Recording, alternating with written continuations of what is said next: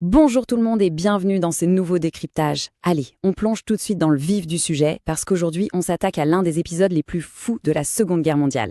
C'est littéralement un thriller historique, mais attention, chaque détail qu'on va aborder vient directement d'archives vérifiées. On va décortiquer ensemble les rouages de l'opération Anthropoïde. Pour vraiment capter l'ampleur du truc, il faut commencer par la toute fin, face à des chiffres qui sont franchement hallucinants. Imaginez un peu la scène, on est le 18 juin 1942 à Prague. D'un côté, on a 7 parachutistes tchécoslovaques, de l'autre, 750 soldats SS lourdement armés. 7 contre 750. C'est un face-à-face totalement disproportionné, et tout ça se passe dans un endroit hyper oppressant, la crypte inondée d'une église. La vraie question, c'est de savoir comment 7 hommes ont bien pu se retrouver piégés là-dedans. À l'époque, en 1942, l'église orthodoxe des Saints Cyril et Méthode se trouvait en plein cœur de Prague. C'est très exactement là que s'est déroulé ce siège invraisemblable de 6 heures qui s'est terminé par un sacrifice ultime. Mais bon, pour comprendre comment cette église est devenue le théâtre d'une telle tragédie, il faut rembobiner un peu. On doit identifier la cible de ces soldats, ce qui nous amène à notre première partie, le bûcher de Prague. C'est fascinant de voir comment les mots ont été utilisés pour forger un mythe absolu. Reinhard Heydrich, c'était pas juste un haut gradé nazi, c'était l'architecte principal de la solution finale. On l'appelait le bûcher de Prague ou la bête blonde. C'est un peu comme aujourd'hui dans les docu true crime quand on donne des surnoms terrifiants aux tueurs en série pour accentuer leur côté monstrueux. Là, c'était une stratégie délibérée. La propagande voulait en faire un monstre indestructible pour paralyser toute envie de rébellion. Et ça illustre parfaitement le rapport de force à la fin de l'année 1941. D'un côté, la machine de guerre nazie, gigantesque, avec un Heydrich qui tient la région d'une main de fer en écrasant la moindre résistance. De l'autre, on a le gouvernement tchécoslovaque en exil à Londres, soutenu par les services secrets britanniques, certes, mais surtout désespéré. Ils avaient viscéralement besoin d'une victoire psychologique énorme pour prouver aux Alliés que le peuple tchécoslovaque ne baissait pas les bras. Du coup, abattre le successeur potentiel d'Hitler, c'est devenu l'objectif numéro 1. Et c'est là qu'intervient la deuxième partie, l'opération Anthropoïde. Des gars comme Joseph Gabčík et Jan Kubiš ont été formés par les forces spéciales britanniques et parachutés en secret fin 1941. Leur vraie mission, bien au-delà de l'assassinat en lui-même, c'était de redonner vie à cet emblème national, de prouver que la flamme de la résistance brûlait encore. Après des mois à se cacher dans l'ombre, à préparer et annuler des plans, le moment clé arrive enfin en printemps. Le matin du 27 mai, Heydrich est hyper confiant, presque arrogant. Il roule dans sa Mercedes décapotable, sans escorte, tranquille. À 10h35 tapante, la voiture est obligée de freiner sec pour négocier un virage en épingle à cheveux. Et c'est là que tout bascule. Les secondes qui suivent sont juste chaotiques, mais elles scellent le sort d'Heydrich, qui finira par mourir dans d'atroces souffrances quelques jours plus tard, le 4 juin. Ce qui rend cette histoire si marquante, ce sont les détails physiques, presque viscéraux. Le plan ne s'est pas du tout passé comme prévu. Au moment crucial, la mitraillette Sten de Gabčík s'enraye complètement. Pas une balle ne sort. C'est le réflexe immédiat de Kubiš, qui balance une grenade anti-char modifiée, qui sauve l'opération.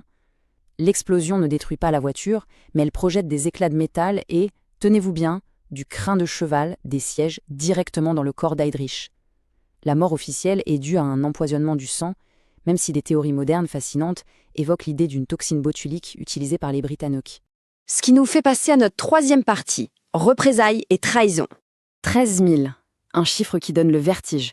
C'est le nombre de personnes innocentes raflées lors de la chasse à l'homme aveugle et brutale ordonnée par Hitler lui-même pour venger son poulain.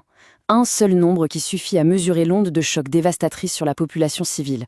La terreur s'est installée de manière méthodique. Les sources documentent l'anéantissement total du village de Lidis, pris comme bouc émissaire. Les hommes abattus sur place, les femmes et les enfants envoyés dans les camps. En parallèle, la Gestapo sort l'artillerie lourde sur le plan psychologique. Une récompense dingue de 10 millions de couronnes est offerte. Ils vont même jusqu'à exposer l'un des vélos des parachutistes dans la vitrine d'un magasin de chaussures Bata, en plein centre de Prague, comme un appât géant pour inciter les gens à parler. Et on voit bien comment l'étau se resserre sur cette ville littéralement brisée, comme en témoignent les vitres soufflées du musée Reguigné Bohémia pendant cette sombre période de loi martiale. L'atmosphère est étouffante et le terrain est prêt pour la trahison finale. Et c'est là que le drame éclate, l'enquête piétinée, jusqu'à ce qu'un autre parachutiste, Karel Turda, craque. Il se pointe au QG de la Gestapo au palais Petschek. Contre une fortune, il balance les noms des familles qui aidaient les assassins, notamment la famille Svatoš. À partir de là, c'est une vraie descente aux enfers. Arrestation, torture implacable du jeune Atto Moravetsk qui, à bout de force, finit par lâcher le morceau. La planque des parachutistes, cette fameuse église orthodoxe, n'était plus un secret. Nous voilà donc à la 4e partie, l'ultime combat. On en revient à notre scène du début.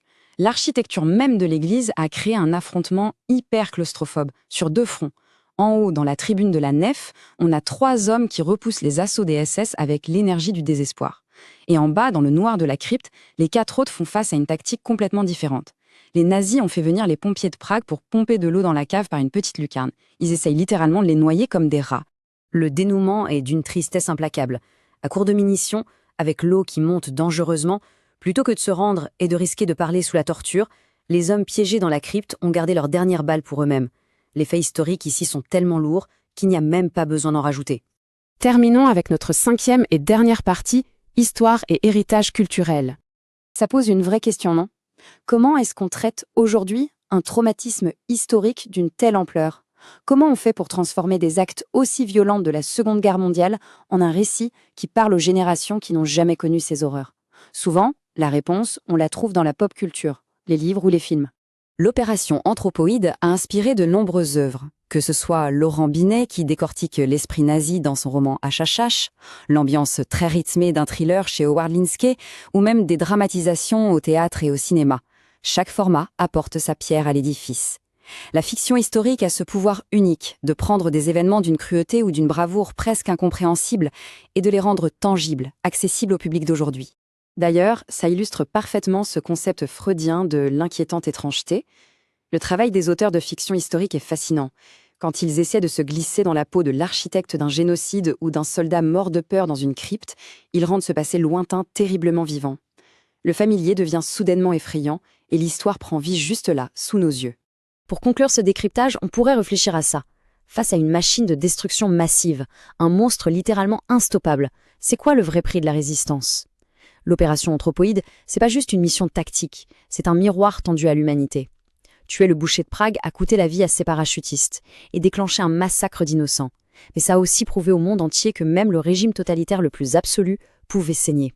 Ce choix déchirant entre la survie et la liberté, c'est peut-être ça le plus grand héritage qu'ils nous ont laissé dans cette crypte. Merci d'avoir suivi cette analyse avec nous et continuons à explorer ensemble les profondeurs de l'histoire.